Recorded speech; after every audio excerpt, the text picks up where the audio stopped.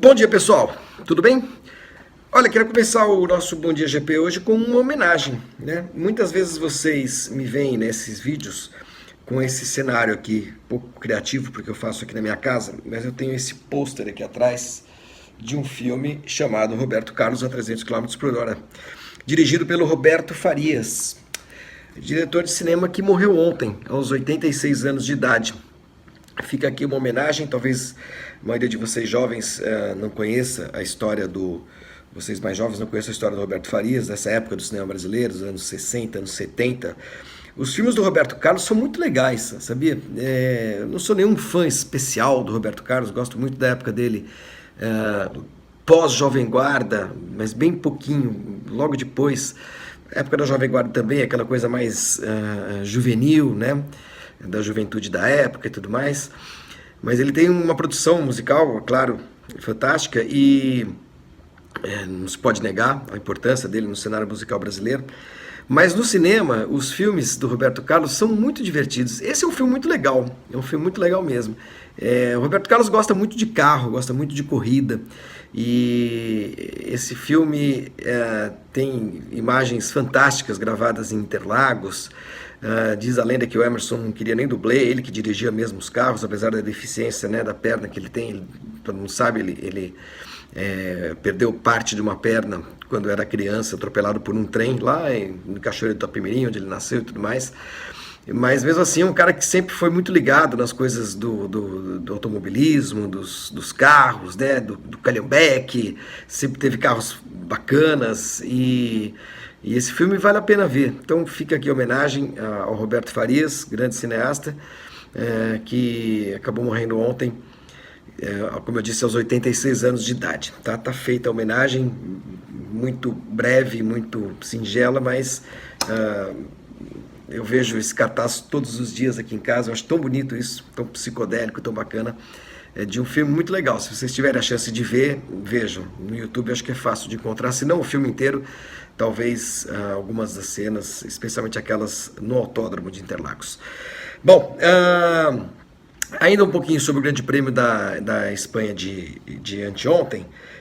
Eu queria falar aqui sobre o Charles Leclerc, né?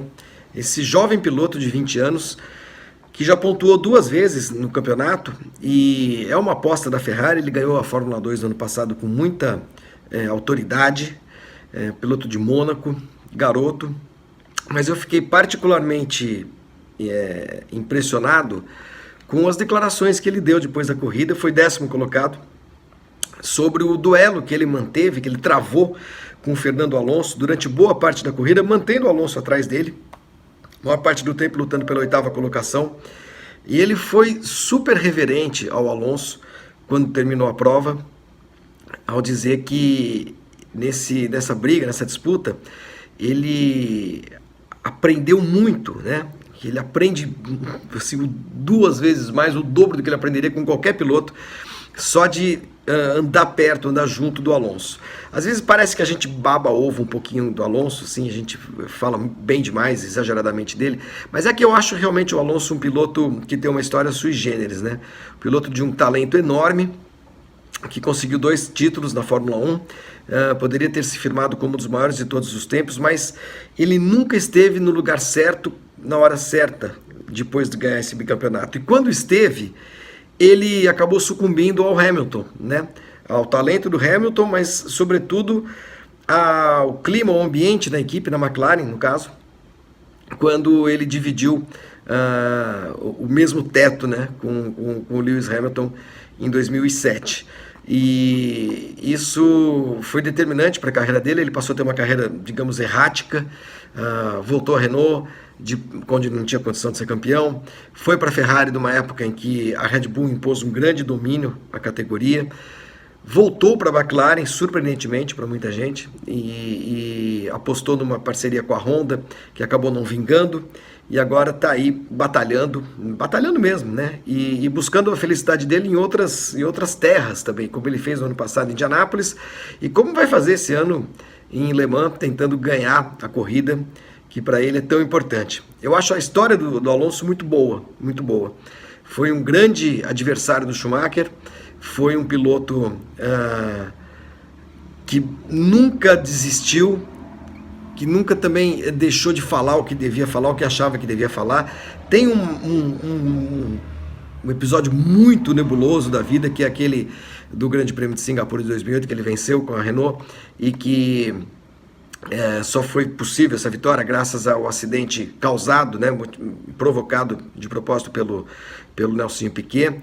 E o Alonso nunca falou muito abertamente dessa história, é difícil acreditar até que ele não soubesse de alguma coisa, mas enfim, fica o benefício da dúvida, né? Mas o que não se pode negar ao Alonso é o reconhecimento do seu talento, da sua técnica, da sua categoria, um piloto que passou por várias gerações de carros de Fórmula 1, e sempre foi um cara muito dedicado, um cara muito esforçado, e que não, apesar de nos últimos anos, principalmente depois da volta à McLaren, não sendo protagonista, ele nunca negou fogo, ele nunca deixou de se dedicar e de lutar pelo melhor resultado possível, ainda que ele saiba que esse melhor resultado possível não é uma vitória, não é sequer um pódio. Eu achava até que a McLaren, puxa, se tivesse acertado muito a mão no carro esse ano, poderia brigar por pódios, mas isso não está acontecendo, a gente está percebendo, né, nesse ano. Mas, bem ou mal, ele, ao lado do Hamilton e do Vettel, é o único piloto que pontuou em todas as corridas, né? Então eu acho que pode ser que ele ganhe um prêmio, uma recompensa por todo esse esforço ainda esse ano, dependendo de muitas circunstâncias favoráveis, uma chuva, quebras, batidas, enfim, coisas que não são muito comuns, ultimamente não têm sido muito comuns na Fórmula 1, mas que ele consiga, de repente, o troféuzinho, que eu tenho certeza que se ele conseguir, ele vai valorizar, talvez, tanto quanto qualquer vitória que ele tenha conseguido na carreira dele na Fórmula 1, seja na Ferrari, seja na McLaren, na Renault, que é, enfim, é uma carreira muito bonita, e que toda vez que a gente olha para o enorme talento dele na pista, ainda que brigando lá no meio, a gente tem essa sensação, putz, que teria sido o Alonso se ele tivesse estado, né, nas equipes dominantes, ele no auge da sua forma técnica, da sua forma física, quanto mais ele conseguiria vencer na categoria. E mesmo estando meio distante ou bem distante dessas possibilidades, se você olhar para os números do Alonso, eles são realmente muito impressionantes. Então foi muito legal ver o que o Leclerc falou dele. É um jovem piloto que, se continuar com esses resultados consistentes, sólidos, dentro das possibilidades da Sauber, que são poucas, eu tenho certeza que ele vai pavimentar um caminho que o Verlaine, por exemplo, não pavimentou, né?